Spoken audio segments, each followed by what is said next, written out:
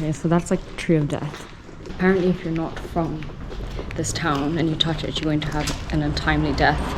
So I don't like to tempt fate or anything. Hey guys, join us for a weekend trip to Muscat, Oman. We'll be crossing the land border this time and exploring cute small towns, amazing food, and diving into Oman's rich culture. Plus we might even check out some haunted spots. So without further ado, let's go explore Muscat. Hey guys, so we are in the middle of some random town in Oman. We've just crossed the border. We were on the hunt to get some food, but everything weirdly seems closed, as you can see. Like completely empty, completely vacant. I guess it's a Friday. Isn't Friday like... Friday's the day of prayer, no? So that's probably why everything is closed. But anyways, we're headed to a bigger town, which is about 10 minutes from here, Sohar, to go try to find something to eat. So wish us luck. So we have just pulled over at this Turkish food restaurant and coffee. Every single Arab country you go to, you're always guaranteed to find a Turkish restaurant somewhere, even if it's in the middle of nowhere. Anyways, let me show you the view. We've got the beach right over there. So we're gonna get some Turkish food and just go sit on the beach. Absolutely beautiful, completely off the map. This is why you do a road trip from UAE. So we just met the lovely Turkish owner and they've offered us free tea and coffee while we wait for our food. Thanks to my Turkish husband over there.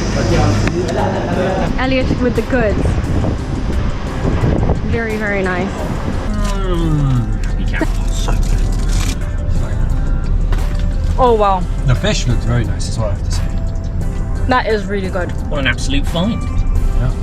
Well done. You're the one that found it. You can always trust a Turkish restaurant to deliver the best food. The guy said he lived. There's a fish inside? Fish. No, he had from the... No, I think it's seawater from... Oh my god, that's so funny. Found a great place to sit and eat by the beach just a few hundred meters from the restaurant. Eating the delicious food overlooking the turquoise Omani waters was definitely a highlight. One thing I always say about countries in the GCC like Oman is that it's hard to go wrong with the food. Oh, it's really good. Wow. I guess that's like one of the tastiest lamb chops I've ever had. I think people just really get food and flavor in these countries, but seriously, if you are traveling by road, I recommend stopping at a roadside restaurant like this. It's a great way to break up the 5-hour journey to Muscat. After arriving in Muscat and having a low-key night with friends, we woke up early the next day for an exciting day trip out of the city. If you do want to make the most of the evenings though, I already have a full video on some fun things to do in the evenings, which I will link here.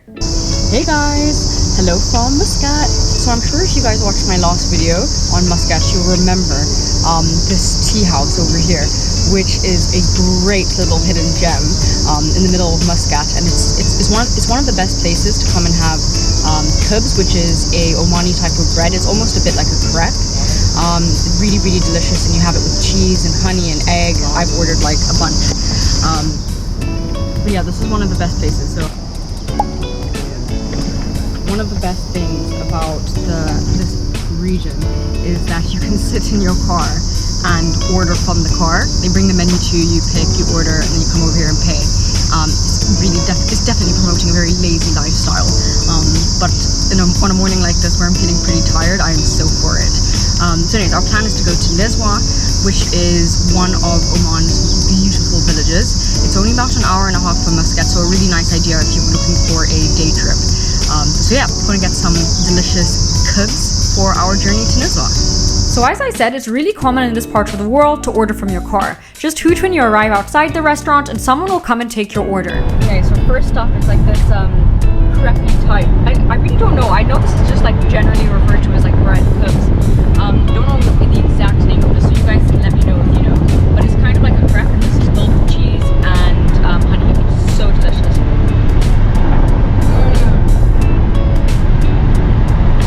When I say this is like the ultimate breakfast, an ultimate road trip breakfast. Okay, next up we have another one. This is actually slightly different to the first, but this is filled with cheese, honey, and egg. So here we go. Let's give that a little taste. Oh my goodness. That's the one. figure out what the difference between the two are and what the two. Basically, I order 2 different types every time. I know I like both of them. I like one more. I haven't figured out what the name of them are. I'm definitely gonna have to ask them next time, or you guys can tell me. The drive to Nizwa is about an hour and a half, and it's extremely scenic with large rocky mountains and dramatic landscapes. The roads are also really good, so that makes it a lot more pleasant. We've just arrived in Nizwa, and first impressions, it seems like a really cute, quaint, beautiful town. It's super quiet, and actually quite a lot seems closed, but let's go have a look in the souk. As soon as I walked through the gates of the souk, I figured it was closed because of how empty it was. So I knew either way we would have to come back later. Saying this, some of the bigger pottery shops were still open, so I spent some time just having a look and appreciating the pottery. Oh my god, that smells amazing. What is it? The cups are so pretty. So this beautiful stuff over here is frankincense, which comes from like is it like the tree, the sap of the tree? The sap of the tree.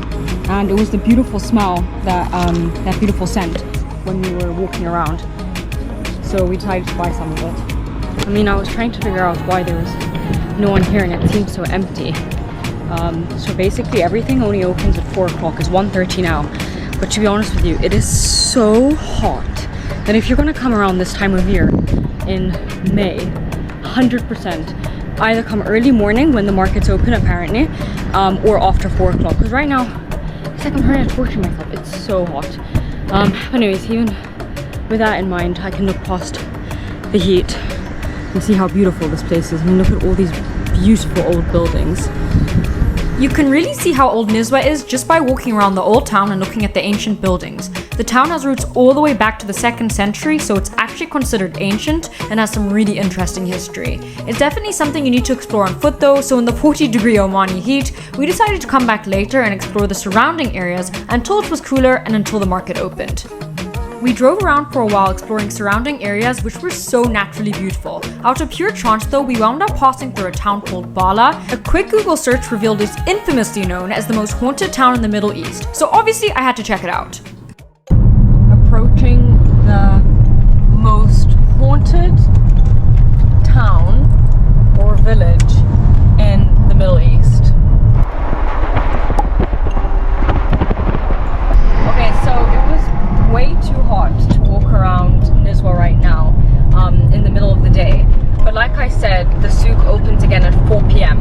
so we have about 2 hours to kill. So we decided to check out a few of the surrounding areas, a few of the surrounding towns, and Bahla is a town which is only about 20-30 minutes away, home to the one of the famous Bahla forts. But now really interesting, so I was doing some reading on the way here, and apparently Bahla is known in Oman as like a really creepy place where people practice like occultism, black magic, witchcraft, that type of thing, and some people are even too scared to come into this town. So anyways, maybe we're stupid, but we've just arrived in Bahla, so we're in the middle of it right now. But yeah, really random, never heard about this in my life, never even heard of Bahla. But yeah, we're gonna have a little walk around and see if there really is anything creepy about this place. So we thought the best thing would be to start with a drive around town. I have to say, it had a really weird feeling. I think more because it just felt so empty and so abandoned. I mean, I don't think I saw one person while I was there and while we were driving around town. There were also a lot of small windy streets which the car could barely fit through. As you can probably see from the video, Bahla is known as a crumbling city as it's super old and a lot of the buildings are literally crumbling and falling apart, which just adds to the overall eeriness of the place. What's really interesting, and I didn't even realize that this type of stuff exists in this part of the world, like talks of witchcraft and stuff, because obviously in Zambia it's huge, the idea of witchcraft and black magic. But it's really interesting to read that people are actually scared to even come to this town because of the talks about black magic and jinns, as specifically. Oh my god, there's a black cat in front of us. Oh my god, there's an actual cat in front of us. No ways. You've got to be kidding. Guys, is that a sign? Oh my god, it didn't cross my path. I'm low-key freaking out. After that scare, we decided to go on foot and locate a tree in the Bahla souk, which legends say will bring an untimely death upon whoever touches it. Okay, so that's like the tree of death. Apparently, if you're not from this town and you touch it, you're going to have an untimely death. So I don't like to tempt fate or anything, so I'm definitely not going to be touching it. Elliot, don't you? Elliot, stop it! Elliot, stop it! Anyways, this is it. And it's made even more eerie just from the fact that there's literally just no one here. And I mean, it's past 4 o'clock now. Okay, so we've taken a break from looking for weird things in Bahla. We're still here. We're just having a quick juice before we go to have a quick look at the Bahla fort. Oh, that is nice. What is that? Kinder. Wow, that's so good.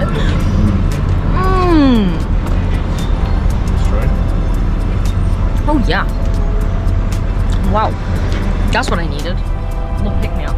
So after a quick milkshake and some aircon, we went to explore the Bahla fort. Legend says the Bahla fort appeared out of nowhere one day and literally dropped from the sky. About that, I'm not so sure.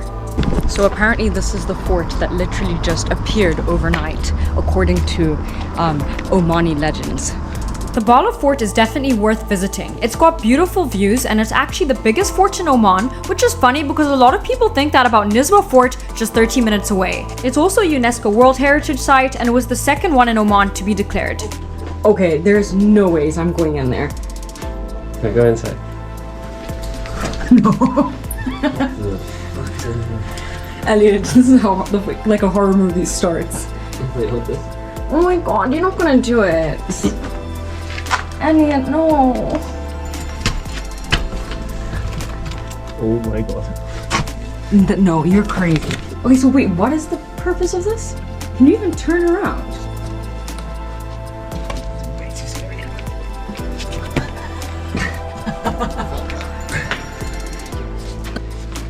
Well, he was brave enough to do it. I certainly. I'm not going all the way in. You know there's like a whole thing in there. There's a whole underground network thing. Room in there. So we're on our way back to Nizwa after a few hours in Bahla. Not anything super crazy or super creepy. However, I will say that it definitely got a very weird vibe to it, and I definitely had this like weird unsettled feeling the entire time I was there. I don't know if that's just because it's so abandoned and it's so empty. I feel like perhaps anywhere in the world, if you entered a town to that extent of like abandonedness, I guess, you probably would feel the same way. But yeah, I'd love to hear your guys' stories, and definitely interested in exploring a bit more about Bahla and the surrounding areas. Okay, so we are back in Nizwa, and finally, like, yeah, it's hot, but to be honest with you, it's feeling quite pleasant now. Feeling good, and oh, that's a pretty cool car. Wow. And now everything should be open. I can already tell it's a million times busier than when we were here earlier. So let's go see what we can find in the souk. I was so impressed with the Nizwa souk. I think it's probably the best souk that I've ever been to. I was so glad we made the effort to come back. They had everything from weaponry to spices, honeys, incense, textiles and baskets, and my personal favorite was this particular shop with textiles and ceramics. We ended up leaving the souk with a lot of shopping, and I was super thankful that we actually drove, as we were able to bring back some pots, woven carpets, and more. So as you can see, it's already a much nicer atmosphere now. Everything's opened and it's a lot cooler as well, so that's really nice. So we also stopped and got this like mango sorbet, which is absolutely delicious. It was actually supposed to be for Elliot, but it's still pretty hot, so when I tasted it and it was so cooling and so fresh, I was like, yeah, I totally hijacked the style. I don't know what I'm going. I don't know what's happening. I think I'm losing my mind. totally hijacked his dessert. The place is called Alu. So if you guys are in Nizwa and want a really lovely, refreshing sorbet, the mango sorbet is absolutely delicious. And I don't know what flavor we mixed it with. It's with like a vanilla flavor. It's so good.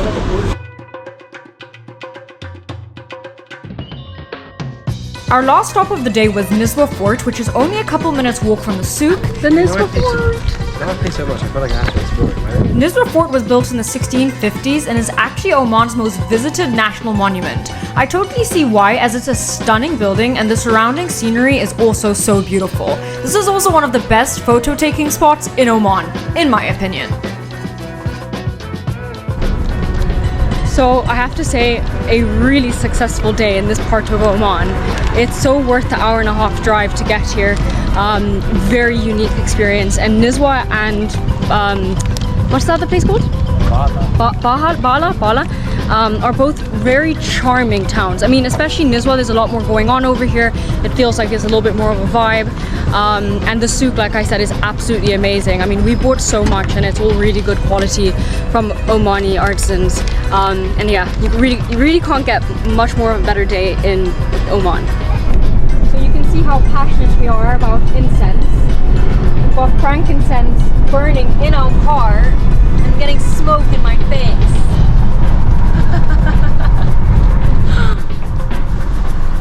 Bloody hell. As the sun went down, I reflected on what a great day it had been. If you're up for a day trip from Muscat, this would be my #1 choice. Hey guys, morning from Muscat. So today we're heading back to the UAE. However, before we leave, we wanted to stop at some of our favorite perfumeries in Oman. Well, I don't know if you guys know, but Oman's actually got some really great perfumeries. They're known for Amouage, which is actually the perfumery by is it the Crown Prince or the King? And then there's also Raydan, which has the most lovely like frankincense, lotions and perfumes and shower gels. So I'm here for the shower gel, and you can't get them like anywhere else in the world. So yeah, we want to stock up on that. So that over there is where we want to go. It has amazing perfumes. So Raydan has some amazing perfume, but my absolute favorite thing is the frankincense shower gel. It is my favorite shower gel ever, so make sure to try it if you can. Very successful, quick shopping trip. We actually ended up also looking at some Persian carpets, which I didn't film because there was a no filming policy. Honestly, the most beautiful carpets I've ever seen in my life. Don't want to get bumped. But so expensive. I'm talking like $60,000 for some carpets. But I could really appreciate how amazing they were. There it is, Amouage, one of the most famous Arabic perfumeries. Bets on us leaving here without a perfume. Or with a perfume. The Amouage factory was so beautiful, but beyond this, I thought it was such a great experience. It's actually free to enter, and you can try all the different scent profiles individually to start. 24 karat gold-plated bottles. The real highlight for me though is that this is an actual working factory, so you can watch the people make the perfume and bottles right in front of you. Guys, this is crazy. I can't believe I can actually see it being made. Like the actual bottles of perfume. As someone who is a big fan of perfumes, I thought this was a super cool experience. So surprisingly, we didn't actually buy anything. But it was very tempting. I found an amazing perfume, which I'm pretty sure I'm going to buy at some point. It's called, actually I took a photo of it, Love Tuberose. And it is gorgeous, like a really nice, light, floral scent, which I don't usually go for, but I liked it as like an everyday perfume option. So I think I'm definitely going to buy that at some point in the near future. Elliot was very tempted by this amazing oud oil. They're super expensive though, but again, I'm sure we'll put it on our bucket list of presents to buy. But yeah, highly recommend the experience. It was really lovely to see that it's the actual working functional factory, and have, like I said, people even putting like the logos onto the perfume. Super interesting, highly recommend if you're in Oman. With that, we headed to the border to head back home to Abu Dhabi. I hope you guys enjoyed this video as much as we enjoyed the weekend away. Make sure to like and subscribe for more great content like this.